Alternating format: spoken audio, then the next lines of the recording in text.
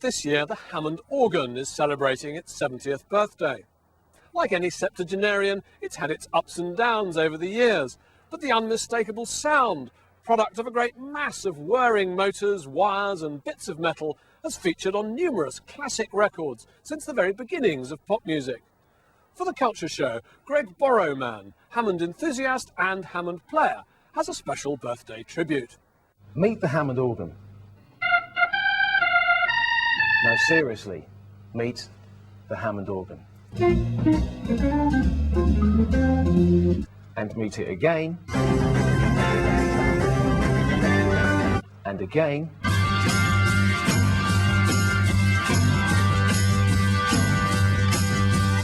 And again. The Hammond organ is celebrating its 70th birthday this year. I want to tell you how, without these beasts, the 20th century wouldn't have sounded anything like it did. It's just a load of whirling wires and bits of metal, and for some reason it just does have an excitement in its sound. If you go on stage and you've got a Hammond organ there, it makes you perform. Sitting at it, I mean, you look at it behind the air and it's just like it's a beautiful piece of work. It isn't just a machine that makes a sound, because you sit here and you feel sort of majestic almost. The other organs are rubbish, absolute rubbish compared to it, and it's because the instrument has got this bigness of sound. Lawrence Hammond, the clue's in the name. He was primarily a clockmaker, but he was forever down the patent office because he was an inventor too. This is his self-dealing bridge table, and here he is with his first 3D film viewing specs. And while he was looking for other uses for his synchronous clock motor, he came up with the best electric organ in the world. Hammond saw his product as a cheaper alternative to the pipe organ and sold it to churches and polite middle-class homes across the States. But what the inventor envisaged and what actually happened are two very different things. Fats Waller and Wild Bill Davis took the Hammond out of the church almost as soon as it went in, introducing it to rhythm and blues and jazz. But few would dispute who was king of jazz organ.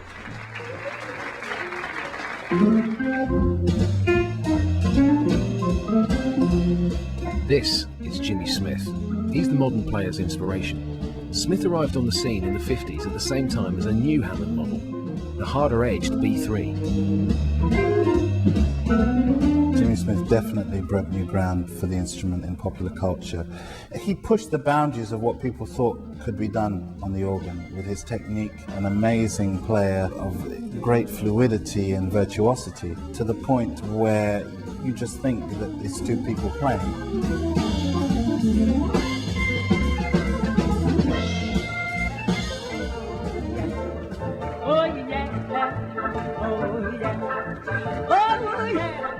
Listen to a legendary gospel singer like Mahalia Jackson and you hear the Hammond cross a line, providing a soulful soundtrack to the civil rights movement.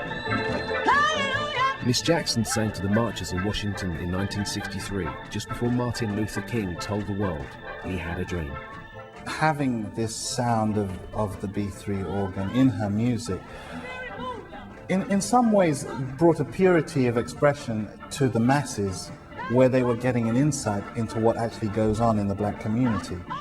When you hear the sound of the Hammond B3, it is a kind of call to action.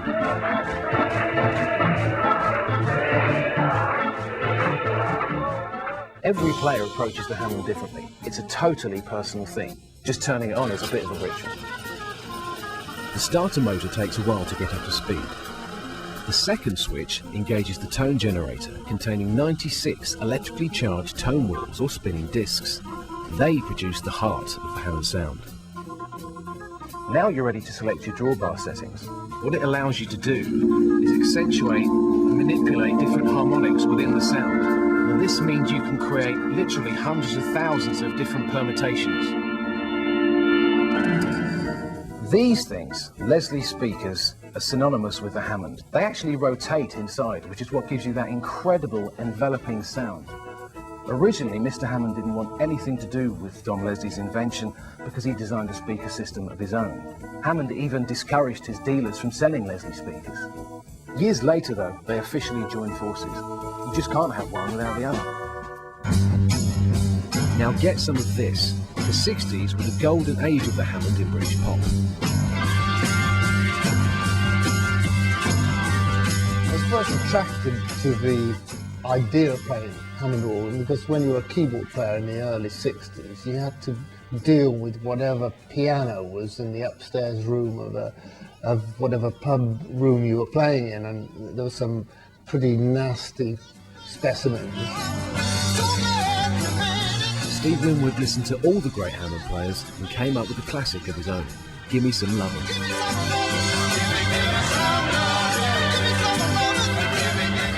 They generally started out of a jam, and that did too. It started with the bass line,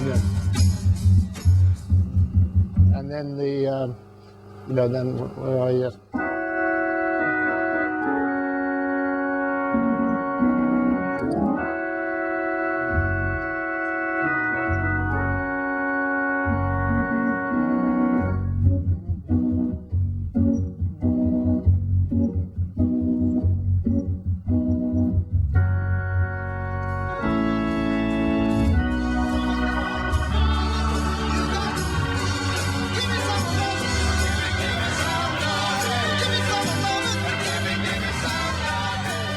It contains elements of gospel and jazz, really, combined into rock and roll, but it's derivative of lots of those kinds of music that the Hammond organ featured in.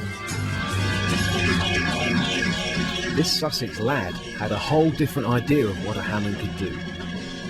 Keith Emerson beat his Hammond up, first in the nice, and later in the 70s, cue even more organ abuse with prog rockers Emerson, Lake and Palmer. I do actually play Hammond organs. I don't just beat the crap out of them. I do all sorts of things. You know, stick a screwdriver in the keyboard and let the note keep playing. And we had a roadie at the time, Lemmy, who's the lead singer of Motorhead. And he said, no, don't do that. Use a knife. And he gave me a youth dagger. And he said, if you're going to use a knife, use a real one. So, thank you, Lemmy. Sadly, at the cheesier end of music, the Hammond was getting a seriously bad name for itself in Britain's ice rinks and bingo halls. In the excitement of the computer age, organs just didn't feel sexy. Synthesizers were all the rage, no one wanted a Hammond anymore.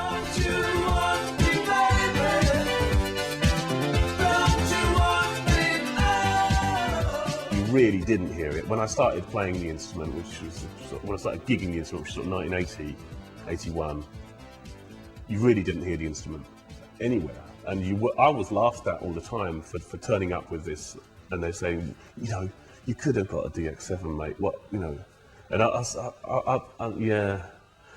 But now you hear it all the time.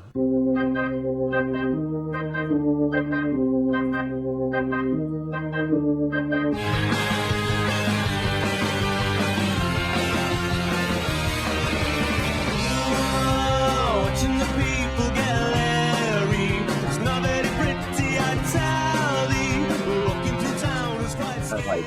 Like Goosebumps was sort of like, you still at jumps a little bit, because I remember playing it on our album things, and I had the headphones on me so I could hear the rest of the track, and I was playing these really low notes, and my whole body was shaking from the Leslie which was sat next to me, as opposed to coming through the headphones, and it's that kind of power in the sound that makes it, makes you feel good.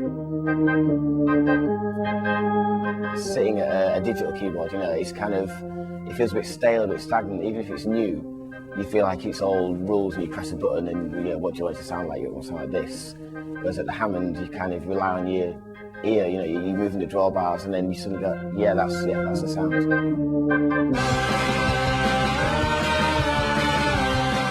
70 glorious years on, and the Hammond is alive and well. There's just no substitute for the real thing.